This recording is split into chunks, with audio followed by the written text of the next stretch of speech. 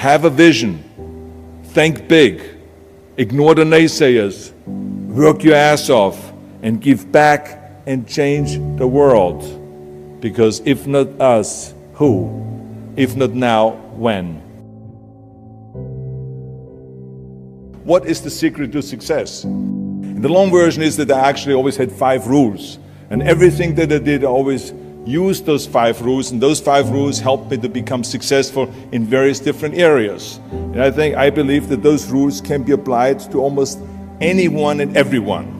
You don't need to be a bodybuilding champion. You don't need to want to be a governor of California or to be an action hero or anything like that.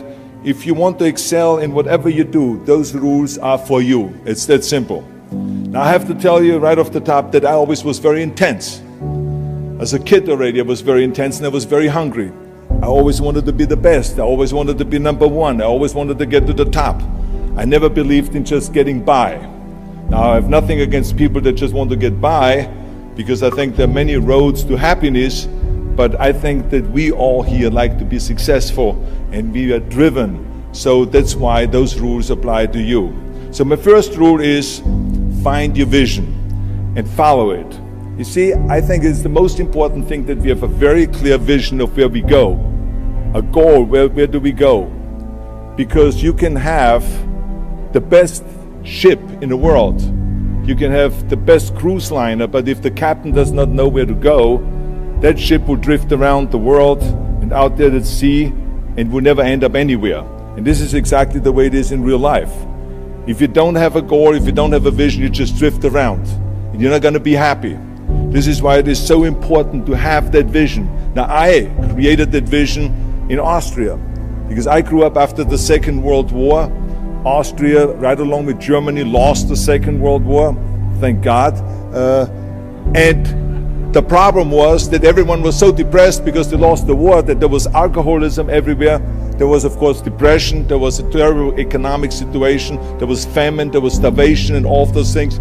And also it was kind of a little place and narrow. I felt I wanted to get out of there. I wanted to escape. And I couldn't see myself really to work there and to stay there, to work in a factory or to work on a farm, or to even to follow my father's footsteps and to become a police officer. I couldn't see that either. As a matter of fact, that's what my parents wanted me to do. They wanted me to become a police officer and to marry a girl by the name of Heidi and to have a bunch of children and to run around like the Von Trapp family in The Sound of Music. But that's not what I saw. This was the vision of my parents, but not mine.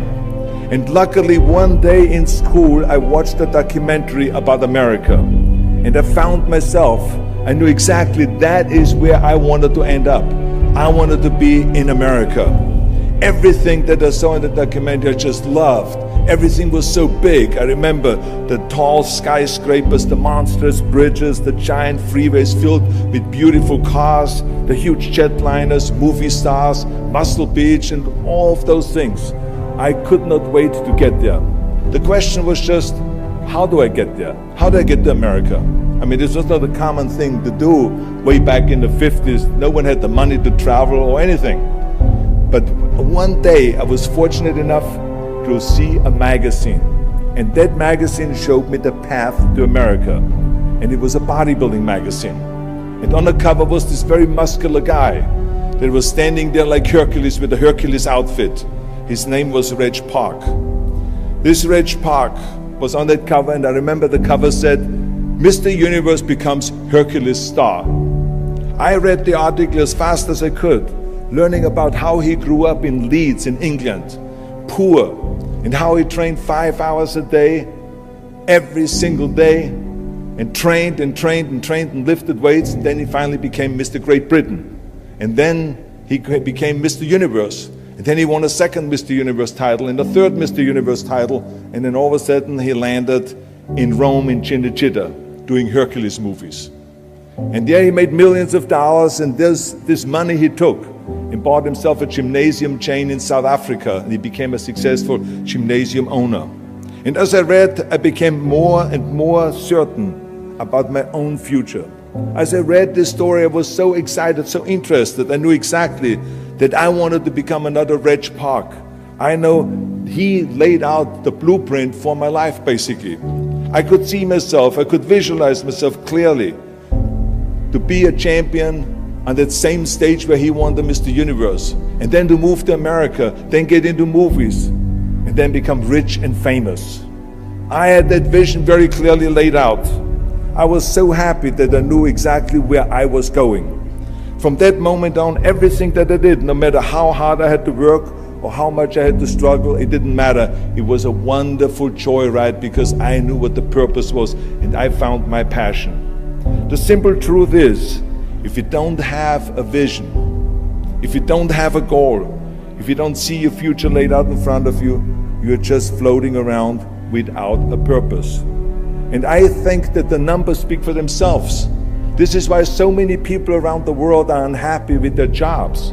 I mean, in America, 74% of the people hate their job and would like to change jobs. But think about that. That means that only a quarter of the Americans love their life's work.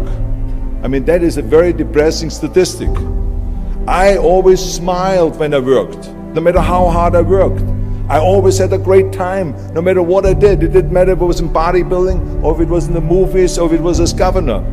I remember in the pumping iron days, people ask me in the gym all the time, why are you smiling all the time? Why are you so happy? You have to lift 50 tons of weights. You have to train 5 hours a day. I mean, I look at the other bodybuilders' faces and lifters' faces, and they look kind of depressing. They look sour. They're miserable that they have to lift weights. You don't look miserable, you look happy. And I tell them always, I say, I smile because I know exactly that every rep that I do, that every set that I do, every weight that I lift, I get one step closer to turning that vision of mine into reality and becoming that Mr. Universe. I could not wait to lift another 500 pounds in the squats. I could not wait to do another 1,000 sit-ups. I could not wait to do bench press, more bench press and more curls until I couldn't move my arms anymore. Because I knew that every rep got me closer to standing on that stage as a champion. As a matter of fact, when I lifted weights, I didn't really feel like I was lifting weights. I felt like I was lifting a trophy over my head each time I lifted. And to have all those bodybuilders around me and thousands of people screaming. And I tell you that this vision didn't just help me in bodybuilding, it helped me with everything, like I said. I remember in the movie business, there was many times stunts that I had to do where I got hurt, where I was in pain, in agony, and had to do it over and over again. I remember one incident specifically on Conan the Barbarian. There I was crawling on all four, on rocks, over rocks and gravel, holding my sword right in front of me. And as I was crawling, the camera followed me, and it was around 30 feet that crawl on those rocks and this gravel. And eventually, after 10 takes, my elbows and my knees started bleeding and hurting. And the director came to me sheepishly and said to me, he says, do you mind if we do another take? I need a close-up of you. And I said to him, no, I don't mind at all. I said, go and do as many takes as you want. He says, no, I don't want to do that because I know you're in pain, you're bleeding. I said, no, I don't feel any pain. I said, the only thing I see is the finished scene. I see the finished scene of me crawling on all four with my sword in the front, crawling up and sneaking up behind Thulsa Doom, the main villain of the Conan movie that killed my parents, and rising up behind him and cutting his head off. That's what I see. Remember, crush your enemies, see them driven before you, and hear the lamentation of their women. So this is why, because I visualized that scene, this is why I did not feel that pain. I did not care if I was bleeding on my knees, because I know that pain is temporary, but the film is permanent. And I explained that to the director, so this is why I try to tell you, always discover your vision, and the rest will follow. Now my second rule is never ever think small. If you're going to accomplish anything, you have to think big. You have to go and shoot for the stars. The biggest challenge most people have is because they think small. And the reason why people think small and why they choose small little goals is because they're afraid to fail. They know that if you shoot for a big goal, then the chances of failing are very high. And they're afraid of failing. It's one of the most common things why people are frozen and why they can't make a move in life, because they're scared of failing. I say to myself, hey, I'm not worried about failing because that's part of life. You're not going to go and win everything. And how far can you fall? Look at this. This is the ground. That's as far as I can fall. And you know something? That the only time you really consider the failure is if you fall and you don't get up. But if you get up, you never consider the failure. So I never considered myself a failure. I always considered myself a winner, even though I fell every so often. But I always got up and I always moved forward. This is the important thing. I never had any patience, of course, for thinking small, because in German we have a saying, wenn schon, denn schon. And that means that if you do something, then go all out and do it well. And this was not just the case in bodybuilding. I didn't just want to be a bodybuilding champion. I wanted to be the greatest bodybuilder of all times. I wanted to have the most muscle, the most muscle of all times, the most definition. I wanted to win the most trophies, the most world championship titles. I just wanted to be the best. And the same is also in movies. I didn't just think about being in movies. No, I wanted to be a movie star. I wanted to have above the title billing. I wanted to become the highest paid entertainer. I basically wanted to be another John Wayne. What's wrong with that? And then the same is in politics. I didn't just want to go and be in politics and enter a race for city council. I mean, let's be honest, does that sound right, Schwarzenegger? City council? No, come on. Not even Schwarzenegger and mayor, no. It had to be Schwarzenegger running for governor, but not just any governor, but governor of the greatest state in the United States, of California. That was the important thing. I give you an example of thinking big. When I became governor, I wanted to rebuild California's ancient infrastructure. You see, America has been living off infrastructure that was built in the 50s and 60s, and it drives me absolutely insane that America hasn't started rebuilding that infrastructure. I mean, we haven't invested in new roads or in new transit, or in schools, or in energy, or anything like that for decades. The number of cars that we have now in America are 4 times as many as we had in the 60s. So therefore, we should be having 4 times as many freeways, 4 times as many tunnels, 4 times as many bridges and all this. But we don't. So this is why I wanted to get our act together and do the upgrading, at least in California. So when I talk about infrastructure, I didn't really want to just fix roads and fix and close some holes on the roads. I wanted to build massive freeways on top of freeways. I wanted to build the first high-speed rail in the United States. I wanted to build more bridges and more tunnels, more on-ramps and off-ramps. I wanted to see literally cranes everywhere. Well, there was no excuse for Californians to get stuck in traffic, and there was no excuse really to send your kids in overcrowded classrooms in schools, and there was also no excuse that Los Angeles has a 100-year-old sewage system. That's shitty, I think. At first, of course, some of the legislators looked at me like I was absolutely insane when I told them this vision. They were willing to spend maybe $5 billion, which of course is petty cash in compared to what my vision was. But so some politicians, of course, had a hard time to see the big picture because they didn't really ever travel outside California. So they haven't really seen big infrastructure. They haven't really seen big infrastructure all over the United States, or maybe in Asia, in China, or in Korea, or in Brazil, or in European countries, or here in Australia maybe.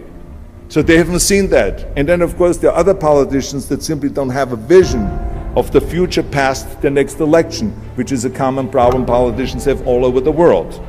So it was my job as governor to motivate them and to take them and to see the traffic jams in Los Angeles and to see the overcrowded classrooms and to see all the problems that we have. And I kept pushing and pushing, and I pumped them up enough that eventually they saw the big picture. And eventually Democrats and Republicans came together, and we invested $60 billion to rebuild California's infrastructure, the biggest investment of our state in 50 years. So that's what we did because we had a big vision, and everyone bought in on this big vision. So remember, never think small, think big. My third rule is ignore the naysayers. I think it is natural that when you have a big vision and big dreams and you have big goals, that people are going to say around you, I don't think it can be done. I think it's impossible, or no. I tell you, I heard this all the time, but I want to tell you, don't ever let them stop you from dreaming and from shooting for the big goal. Because eliminate just simply those words, no, impossible, and it can't be done. I mean, in each one of my careers, when someone said it's impossible, I heard it's possible. When someone said it can't be done, I heard it can be done. And when someone said no, then I heard loud and clear, yes. So this is what I believed in. I am a big believer of what Nelson Mandela said. He said it always seems to be impossible and still someone does it. And that's exactly what it is. And I wanted to be that one that does it. I wanted to break the new records, and I wanted to do something that no one else has ever done. So I think that's what you need to do. Don't ever be worried about that someone hasn't done it. Just think about how many times my career would have stopped. My career would have ended if I would have listened to the naysayers. I mean, it started right away when I was 15 years old and I became a bodybuilder. Right after the top, when I said, I want to be a world champion in bodybuilding, I want to be Mr. Universe. They immediately said, are you crazy? You're in Austria. In Austria, you can become a ski champion or a bicycle champion or something like that, but bodybuilding is an American sport. Forget about it, that's nuts. Then when I wanted to move to America, they said again, it's impossible. You will never be able to do that. You have no money, you're all by yourself. And then when I wanted to go into show business, after I won 13 world championship titles in bodybuilding, I said, I want to be like Reg Park. I want to be a Hercules. I want to get into movies. Well, I tell you, when I met those agents and managers and studio executives, their reaction was, oh, Arnold, that is so funny. You want to be what, a leading man? Oh, come on. I mean, look, first of all, let's start with your body. Look at your body. I mean, you're overdeveloped. You're gigantic. You're like a monster. Are you kidding me? Do you know what the new thing, the new trend is? It's little guys like Dustin Hoffman, Al Pacino, Woody Allen. Those are the new sex symbols. Don't you get it? And then your accent, oh, it gives me the chills just listening to your German bullshit. Come on now. I mean, oh God, I mean, it's like, it's scary when you talk. It's unbelievable. I mean, have you ever, Arnold, I mean, this year, have you ever seen an international movie star with a German accent? It doesn't happen. Forget about that. And then your name, what is it, Schwarzen, Schnitzel or something like that? Yeah, I can see that name already up there on the billboard. Yes, and people are going to storm the theater and the movie houses because Schwarzen Schnitzel is starring in the movie. Oh yeah, I can see that already. So that's what they said. They said to me, it says, look, forget about it, you're a nice guy. I mean, you're a bodybuilding champion, why don't you open a gymnasium or a health food store or something like that? We can help you with that, and then we get you on the side some little parts, like maybe playing a bouncer. I mean, with your body, perfect, or maybe a wrestler. Oh, I have a good idea with your accent, a Nazi officer. Now that's really great for you. I call my buddies over at Hogan's Heroes. I mean, they would probably use someone like you. So that's what they said. Imagine that. Everywhere I turned, they said, no, it won't happen, it's not going to happen, and forget about it. Luckily, I did not listen. I did not listen because I knew if I worked hard enough and if I worked as hard as I did in bodybuilding, 5-6 hours a day, that I will make it, that I could prove them wrong. And I started working very hard. I started taking acting classes, English classes, speech classes, dialogue classes, even accent removal classes. I ran around all day saying lines like, a fine wine grows on a vine. Because you see, we Austrians and Germans have a difficult time with the V and with the W and with the F, we get it all mixed up. So it was a fine wine grows on a vine. Or the sink is made out of zinc.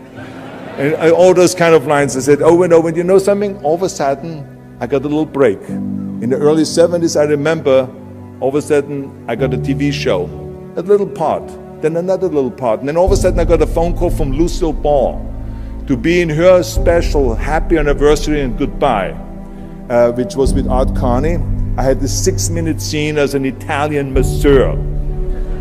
Now, most people don't know the difference between an Italian accent and the German accent, so I got away with my German accent. But I played this Italian masseur, and I was so delighted. And then right after that, I got a guest starring role in Streets of San Francisco with Michael Douglas and Carl Malden, and then Pumping On and Stay Hungry. And then, of course, I landed the big role of as Conan the Barbarian. So finally, I got the big break. And you know what was so interesting about it was that as soon as we were finished with the Conan movie, we were out there on a promotion tour, and the director said at the press conference, the director is John Milius, he said, if we wouldn't have had Schwarzenegger with those muscles, we would have had to build one. Now think about that. Before it was this huge obstacle to have this body, and all of a sudden the director says, if we wouldn't have had Schwarzenegger with his body, we would have had to build one. Now what a turnaround. And then when I did Terminator, James Cameron said, which was really great, he said the "I'll be back" line became one of the most famous movie lines in history because of Arnold's crazy accent, because he sounded like a machine when he talks. So as you see, everything that the naysayers said was a liability became an asset. And the same was also in my political career. When I ran for governor, they immediately said, I shouldn't do it, it is a big mistake, it won't happen, I will lose, and all of those kind of things, and the rest, of course, is history. The bottom line is, if I would have listened to the naysayers, my career would have ended when I was 15 years old. I would be still yodeling in Austria, in the Alps, and I would not be talking here today to you. And the reason why I'm here today and talking to you is because I did not listen to you can't, or it's impossible, or no. So I just recommend to you very strongly, ignore the naysayers.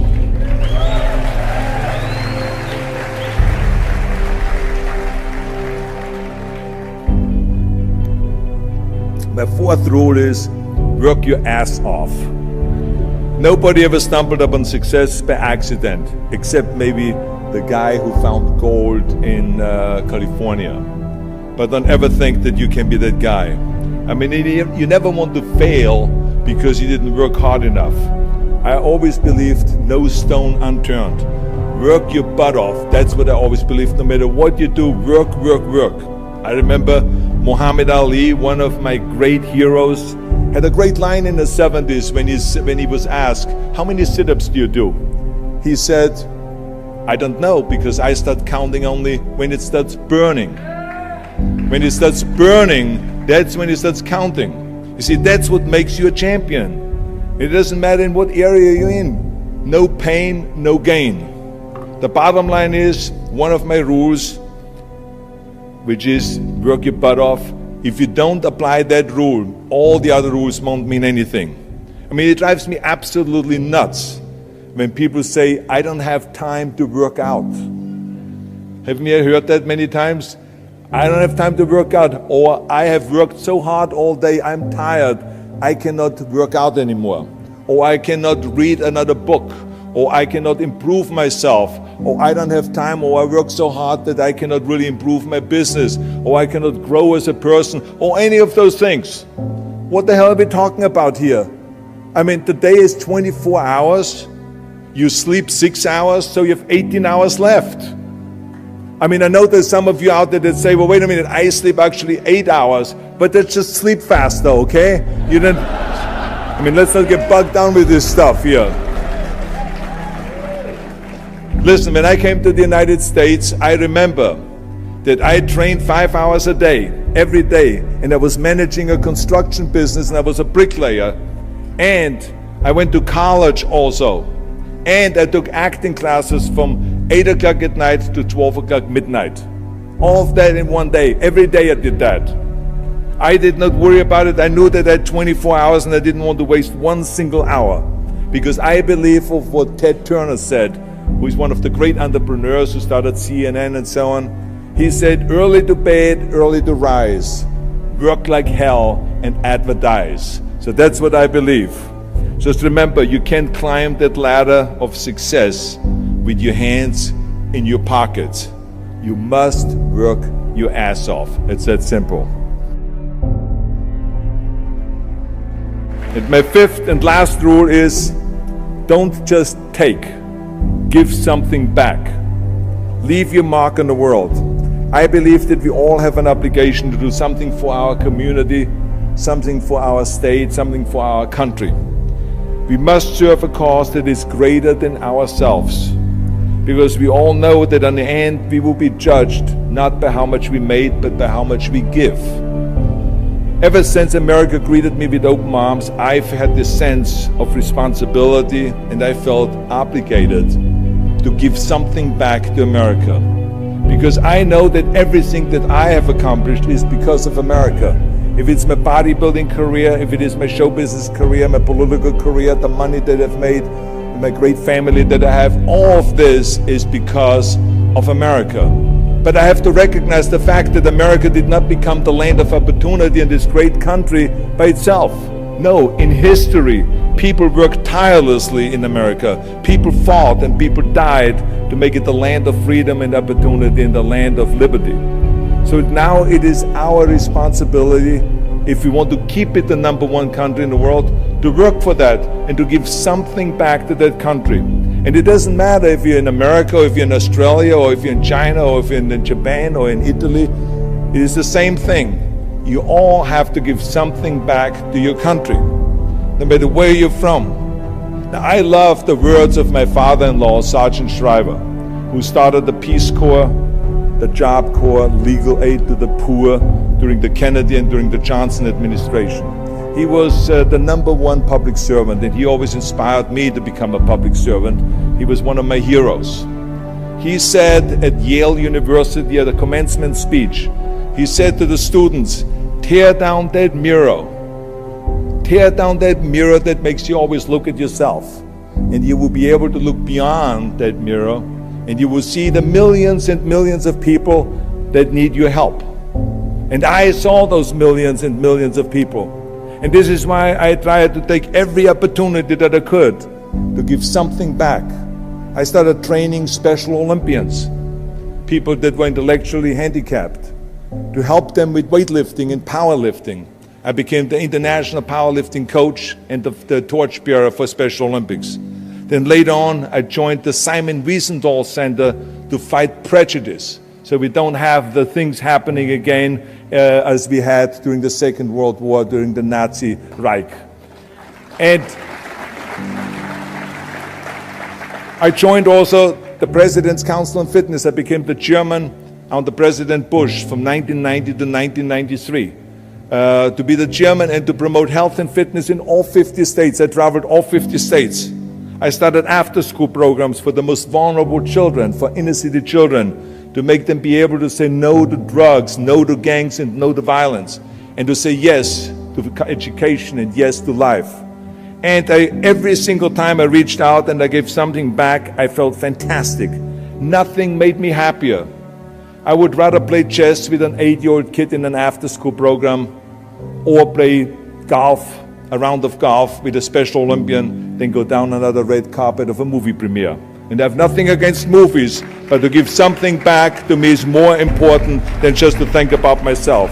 Eventually, the joy of giving back was so great that I decided to become a public servant full-time and to turn my back, actually, and walk away from my career as an actor. After I finished promoting Terminator 3, I jumped into the race, into the governor's race in California, and I ran for governor.